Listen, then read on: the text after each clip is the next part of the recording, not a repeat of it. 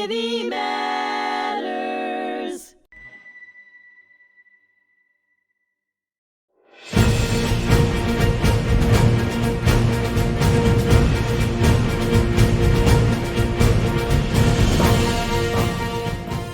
Hello, this is Richard Acritelli here. We're on our second episode with Marcelle Leis here on the Fog of War and Humanity on hmTv. Marcelle was just speaking about her recollections like it was yesterday of 9/11, coming home and then having a quick turnaround for her deployment to Kuwait almost directly after 9/11. Now, you're over in Kuwait. What were your feelings when you were in Kuwait in terms of you're one of the first soldiers who kind of go overseas? You had to understand, right? It was a different feeling. Well, it was a different feel for several reasons. And thank you again for having me back for part two. Sure. First of all, again, the numbness that we were all feeling in our country about 9/11, coupled with the fact that now we were leaving our families in a very uncertain time, more uncertain than ever before in our generation.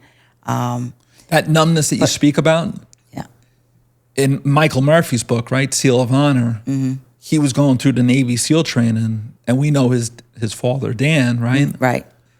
And he was at the end of his training, and he saw 9/11, and they were watching it on the TV. And was either an officer or somebody a little bit old. I mean, he was an officer, but in terms of the training, right? Maybe one of his bosses or supervisors or trainers, right? Said, this means we're at war. And in the book, it said that Murphy was already there because it was a hit against, an area that was close to home. Right. He had friends and family members and neighbors and everything else. Right. That were struggling to survive in Manhattan, and if you remember, 9/11 was one of the longest days ever because it just kept on going and going and going. That smoke that you saw, right? When you came home, it was there for many, many months, Yeah. And it was a tough, that was our Pearl Harbor and our death of Kennedy and, and end of the Vietnam War, and almost seemed like almost all thrown into one because it's still there with us right now. Right. Yeah. So taking that heaviness with us to go and deploy, again, I think the families were the most impacted by that. The ones of our service members that were going because of the time we were in. We just went to work. In fact, going on the mission hadn't changed. And you had your husband and your 2 children at home. Yeah. Yeah. And that can't be easy, right? Yeah. 9/11, my daughter was in her 5th day of kindergarten, and our son was in nursery school. So they in that generation, at that time, their age, they couldn't understand what was going on. They just knew something was happening. Did they send you any mail or any art projects or flags or anything like that? Do you remember? Well, so the other piece to going over there is that we were in force protection in Delta, so everything was locked down. There was no going on and off the base, which actually, as a first sergeant, was helpful because less of the other stuff that might go on off base. It kind of cut down on the headaches a little bit, right? It absolutely did. So we were in lockdown for the most part, which was good in the respect of people just staying safe and staying in one specific area, unless there was some sort of a military thing, some mission that had to be done out there. But also with Force Protection Delta, we also didn't have as much incoming mail or anything like that. In fact, the small BX we had, they were all of the international folks that worked there. They all couldn't come on the base. Third country nationals, right? Yes, third country nationals. So, and the supplies were very limited. And if you remember that when we arrived, we were on a commercial aircraft that came in, picked us up in West Hampton. We stopped off in Germany for a brief stop, and then we got back on. So you flew commercially out of West Hampton. Would they take you out in the back of the woods there, and is that where you Yeah, you they on? flew in. The Ohio unit was coming with us too. It was some of us were going to Kuwait. and some of us were going to Saudi Arabia. I guess it makes sense because the C-5s fly out of there. Right. And you get that flight line that goes all the way out towards Quag, right? And it's So it's a big place. They picked us up. Nice, smooth ride. Like I said, stopped in Germany. We were supposed to go to Saudi first, but for some reason the flight plan changed. They decided to drop us off at Kuwait first. Why do I discuss that? Because we get off the plane in the dark. We all get shuffled to the area where you're protected, and the loadmasters and the folks there are offloading the aircraft, the supplies and the equipment that's supposed to come to the Kuwaiti mission. That didn't happen. They took half of the supplies and the equipment off, but some of it stayed on and wound up going to Saudi. And the reason why I mention that is because, like someone like myself, we flew in civies. We didn't fly in uniform since we were on a civilian aircraft. There was no need. So many of us, our sea bags and our personal items, We're somewhere else. So that was an interesting start of getting into Kuwait. But the other part of that is when you get in, it was like because of the dark and because of the conditions in the blue buses. And it was Kuwait City they flew you into? They flew us into Kuwait International, and then out to Al Jaber, which was about a 45-minute ride in the desert. They had paved roads, but it was a blue bus without air conditioning, and the windows were rolled up, so we couldn't get shot at if, God forbid, somebody was out there looking for target practice. Sure. But we got there and we got everything straightened out. But my mission there was, again, as a first sergeant, was to check on the morale and the welfare of the troops. And there was a moment in time, probably by week 2, that we were there. And I was doing my rounds, walking around, checking on buddies. What would that entail? Ensuring that they had things that were being brought from home, right? That sort of thing. They take care of their own equipment, but making also sure they phone calls to loved ones, or anything that was constituting as supporting them in the mission at that moment. And that's morale too. And that's morale. Right? It is absolute morale.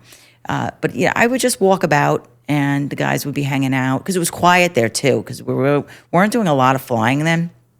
So they had a lot of time on their hands. And I remember seeing a couple of the guys on the flight crew side that were also they were down on the pile first, as a first responder. And I went to one of them, and I'll never forget this. I asked him how he was doing. I was doing a wingman check. And he said to me, he goes, I feel safer right now on this soil with all those Patriot missiles around than I did in my own home. And that, for me, just... I'll never forget that. You knew the protection was there. Right, and the fact that we felt safer overseas than we did on our own American soil. Yeah, if you remember, you had the shoe bomber, the underwear bomber, the anthrax, right? That was sent to the Peter Jennings or Tom Brokaw. I think it was Tom Brokaw. You had aircraft carriers. I mean, I remember coming home from Hicksel. My students were saying, "Did you see the aircraft carriers?" I'm like, "What are you talking about?" Off the coast of Jones Beach. I go, well, I don't go that way. You should go down there. And I missed them by a day, but I saw all the ships like ducks in a row out in the Atlantic Ocean. Coming in and just sitting. Right. It was a slow process opening up the harbor and the security. And, I always believed that at West Hampton Beach, they were going to put some fighter planes out there. Because my my active duty days was going to Otis Air Force Base up in Massachusetts on the Cape. Right. And they had the fighter planes up there. And I always thought that, just to bring it closer to New York City, right, with the flyovers and stuff like that. But I guess that's something that never really happened. Yeah. I'm sure that it had something to do with state and federal dollars. I'm sure money always comes into it. Money always comes into play. But you get into the military at the end of the Cold War, at the very end of the Cold War. You grow up with the Cold War. Then you see a change in military mission in the 1990s. Then you kind of see the downsizing of the military. Bush comes into office. He was supposed to be like an economic and social president, and automatically within a couple of months, he becomes a foreign policy president. Right. And then you're one of the first boots on the ground in Kuwait. I mean, even if there was 1,000 other soldiers there before you, or even 10,000 soldiers, the sheer numbers of American soldiers that were going to some of these places was huge. You know, It was tremendous. It was tremendous, and Right. and you saw the service at a time where we were kind of doing some of this stuff with our eyes closed because it was the unknowns. It was Right.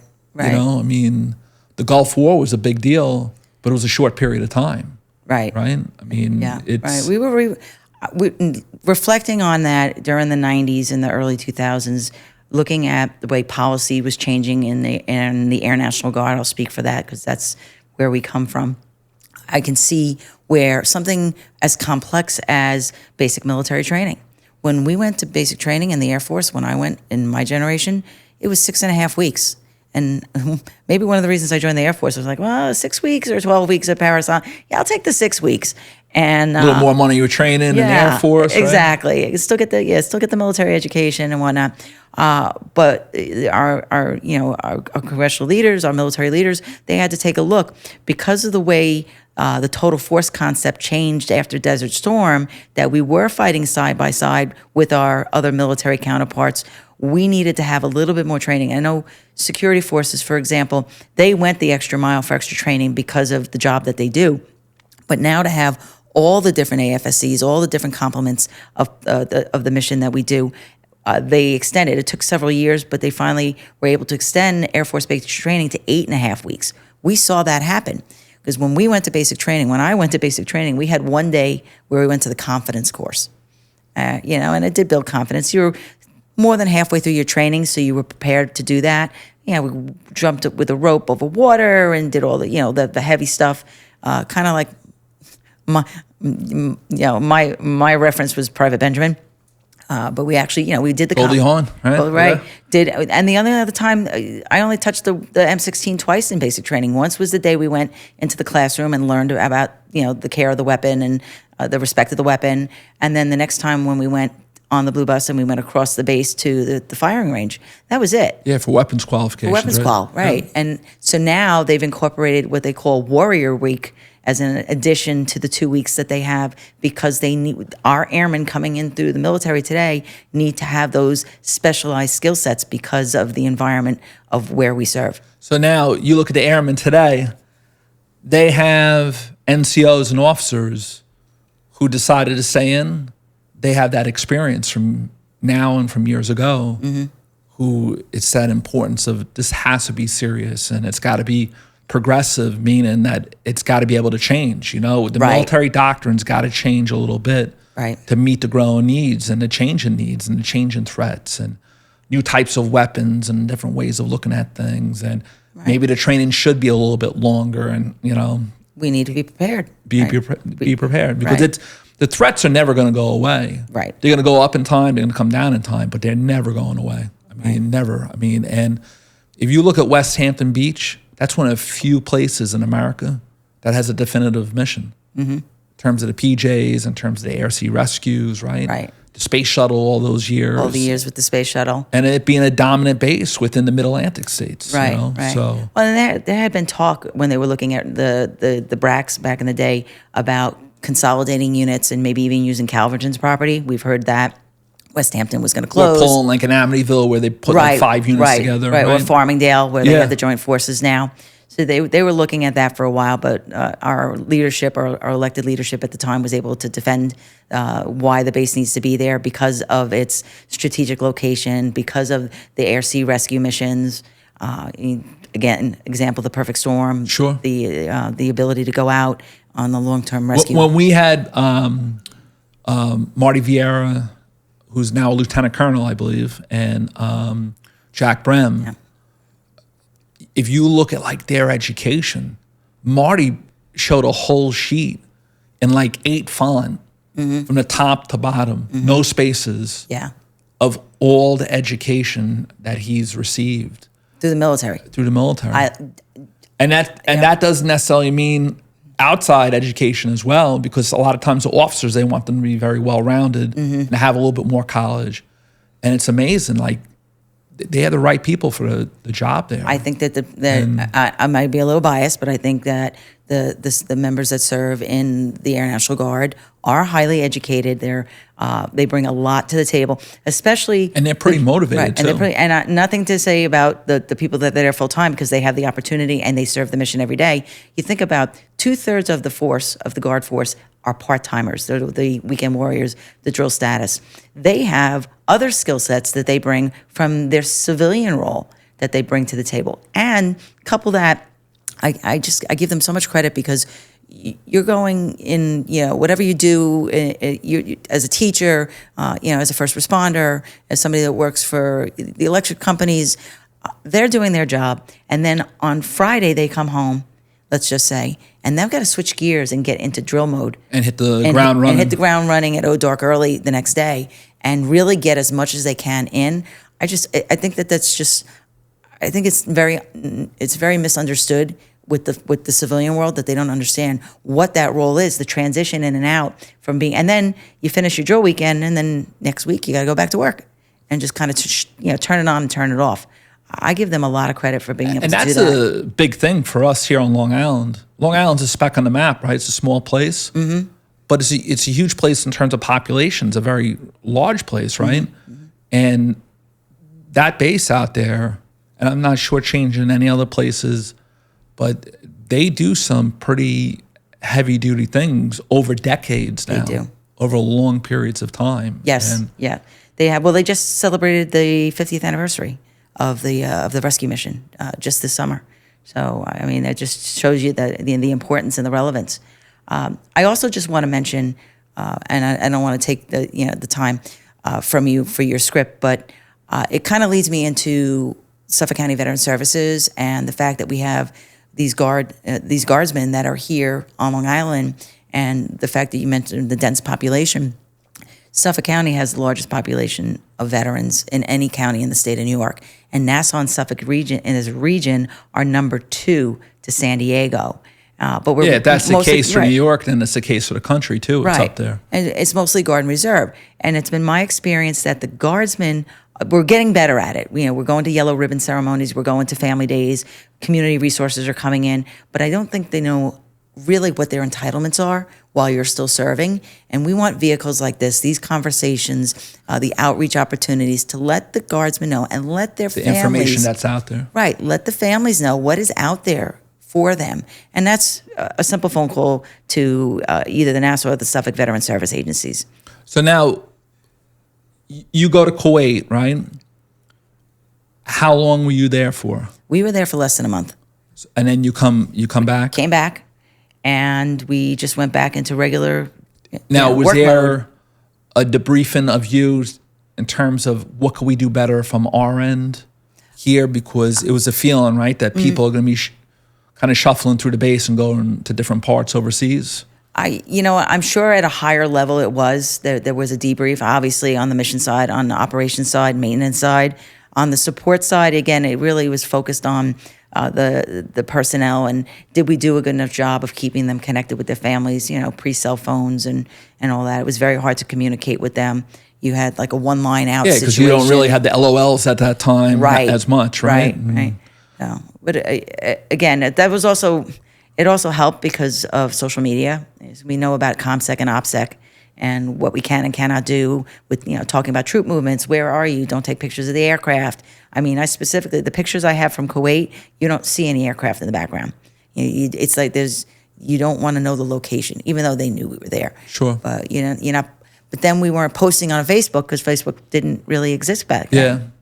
Now, you come home, what was one of the first things that you did when you came home? Took a long, hard nap.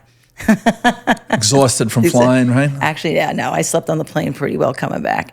Just Did you hugged my see your family. kids? Did you go to their school or anything like that? I did. I was always invited. So it was very interesting because I mentioned earlier, my daughter was on her 5th day of kindergarten at the Medford Elementary. I live in Patchogue now. My family grew up in Patchogue, our kids. And they're very patriotic over there, and they were very supportive. And the people, especially at that time, my daughter's kindergarten teacher knew that I was deployed. And getting back to what you said before about mail and whatnot, and I kind of got sidetracked. She had her classroom do a book for me, which I still have. I actually have it in my office, thanking me for my service during the deployment. And my husband, which don't make me cry, had my kids, who were only 3 and 5 at the time. Every single day I was away, they drew a picture of an American flag. Wow. And they put them on the window in the front of my house. So when I came home. Best flags to have, right? Yeah. You know, and you live, Patchogue, Medford, blue collar. Yep. Middle class, middle America. And, it's one of those things where I'm sure you got a lot of thank yous when you came home, right? Yeah. And interesting also the way the community looked at us after 9/11. Well, first of all, we were also in Delta and we weren't allowed to wear uniforms off the base anymore. And you know how it was before that. I would go and I'd put my, my duty uniform on I'd stop at the 7-Eleven on Hospital Road to get my cup of coffee in my uniform. And then we were told, don't do that. Don't do that. Yeah. Right? Because now you're a soft target, which we understood. It was the time in our lives. Very unfortunate. But when people saw you in uniform or got invited to the elementary school, it was just overwhelming. It was overwhelming, the response, with gratitude, of course. But we were doing the same thing before 9/11. We were still doing the same missions, obviously accelerated in the world, this new norm, as we call it. But there was more of an awareness in the community of what what service members do, what first responders do. Definitely more respect and more appreciation. And for me, with them, especially the first responders. Where you live, we had Owen McCaffrey. He was one of the supervisors for the overnight trucks for the emergency services in New York City. He spoke about Michael Curtin, who passed away. He was from Rocky Point. He was a Marine. He was one of the first Marines into Kuwait City during the first Gulf War. He went to Oklahoma City. He actually helped dig a tunnel to get to some of the remains and stuff like that. He was tough and he was smart, right? And on 9/11, I believe the way the story goes was, I think that was his wife's birthday. And all he wanted to do was go to work, come home, and then make her a meal. Right. And he went there and he made the conscious effort of staying in the building when they knew it was coming down until all of his, emergency services came out. Mm-hmm. So they started coming out and they realized he was still in the building. And as some of them were taken off, they were going to more of maybe a secure spot. If there's ever such one in, right? Well, they were at a point where they saw the building come down and they knew he was killed. And, here was somebody that you lived near that you might have seen in 7-Eleven or at Friendly's or Dunkin' Donuts or up in the field, right? And he had younger kids. Mm-hmm. And it just goes to show you, Long Island's very busy. Long Islanders are very busy. We're always rushing and honking the horn at each other and so on, right? Mm-hmm. But we carry a lot of responsibilities. Right. And look what you just said. I'm going to 7-Eleven on my way out to the base. Right. And that kind of changed a little bit. It's one of those things where, people never really thought that something like that could happen. Mm-hmm. And, what do they try to do? They try to disrupt our way of life. Right. And it's one of those things where, hopefully something like that never, happens again. I think, Rich, honestly, I felt that the community came together, humanity came together. I found that look at Walmart, right? Mm-hmm. You couldn't buy a flag in Walmart because everybody was buying them. Right. But even walking into that 7-Eleven or walking to the grocery store, acknowledging the person next to you instead of just making your coffee and you're in your mode and that's it. It's like you don't know who they might have known that was impacted by this terrorist attack. And you weren't a Republican. I wasn't a Republican. Exactly. You weren't a Democrat. I wasn't a Democrat. All that nonsense went aside. Right. We were Americans. We were helping each other out. You went to a baseball game. You took your hat off and you sang the national anthem and you saw all these things and you saw the Braves and the Mets shaking hands and the Red Sox and the Yankees, rivals, and Frank, who was here, he was the first episode of The Fog of War and Humanity. Mm-hmm. He threw out the first pitch against the Oakland A's in the divisional series. So they brought him back, and he was down in Lower Manhattan only the day before that. Right. And, you know, so it's, you know, you'd like to see that camaraderie hopefully come back again. Maybe not another 9/11, but Right. You know. I think for the right reasons, things are progressing as far as the respect of our service members and our veterans. And again, programs like this really are important to have these conversations, and our roles in the community as leaders, as somebody that works, you know, for the county, for the veterans that we serve. Having a presence in the community is helping to strengthen that bond between the civilians, our veterans, and our current service members. Okay, that bond we're going to talk about within the third episode of The Fog of War and Humanity here on hmTV. Please come back with Marcelle Leis.